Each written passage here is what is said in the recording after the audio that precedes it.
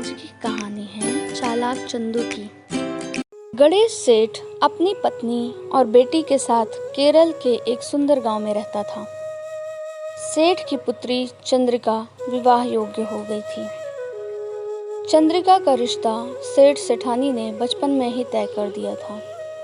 आज सेठ जी शादी की तारीख तय करके आए हुए थे। रात को अपनी पत्नी से बोले, मैं चंद्रिका का ब्याह बहुत धूमधाम से करूंगा।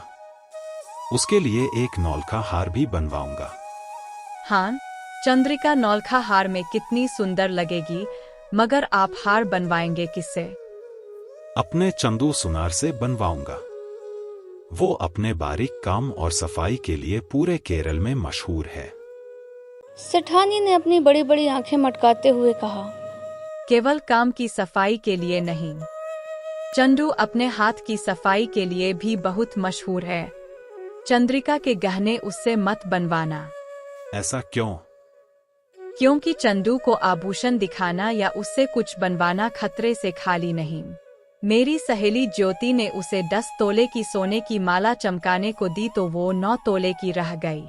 रमा ने मोतियों का हार बनवाया तो मोती नकली निकले। न जाने चंद्रिका के गहने बनाने में वो हमें कैसे ठगेगा। कुछ नकली निकला तो चंद्रिका के ससुराल में बहुत बेइज्जती होगी। सेठानी की बात सुन सेठ जी कुछ सोच में पड़ गए। कुछ देर बाद बोले, मैं चंद्रिका का हार तो चंदू से ही बनवाऊंगा।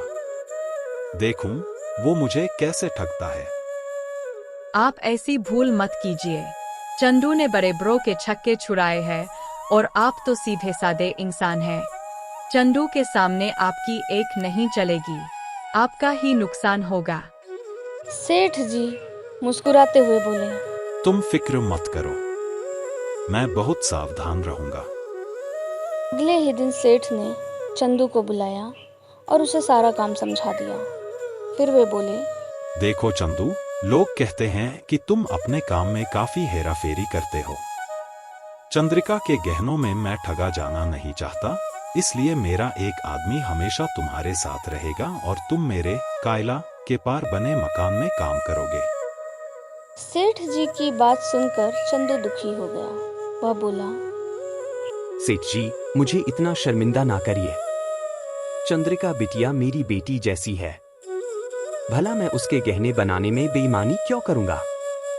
आप बस बता दें, मैं सब तैयार करके ले आऊंगा। नहीं चंदू, अपनी बेटी के गहनों के मामले में मैं किसी पर विश्वास नहीं करूंगा।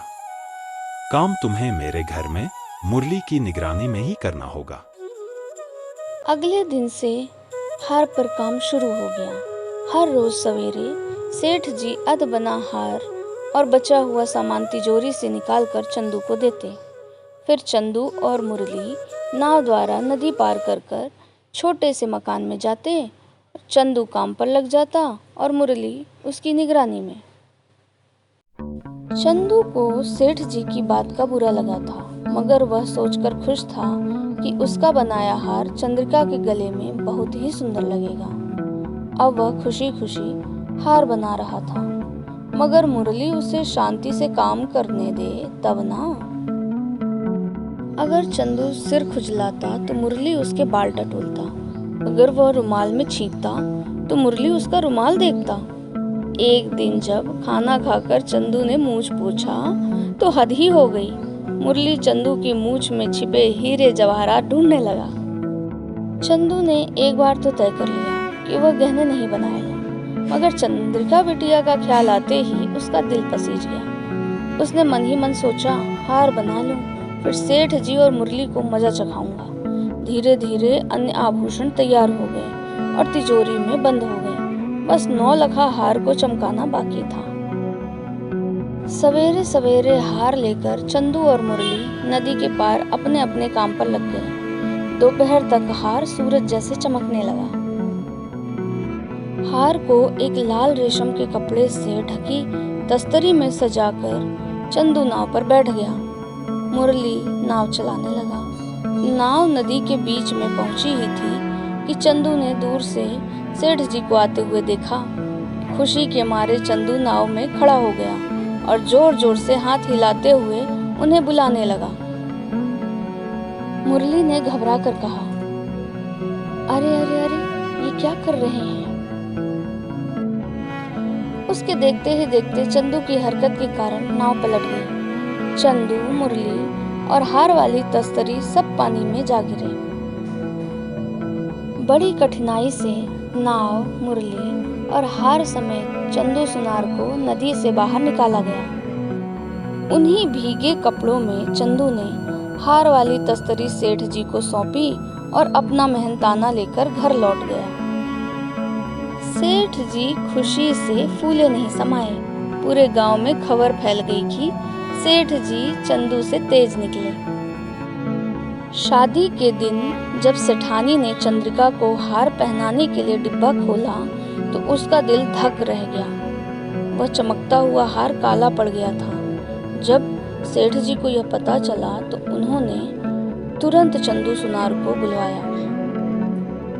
चंदू भी हंसता हुआ आ गया। सेठ जी के हाथ में असली हार रखते हुए बोला, यह लीजिए आपका हार।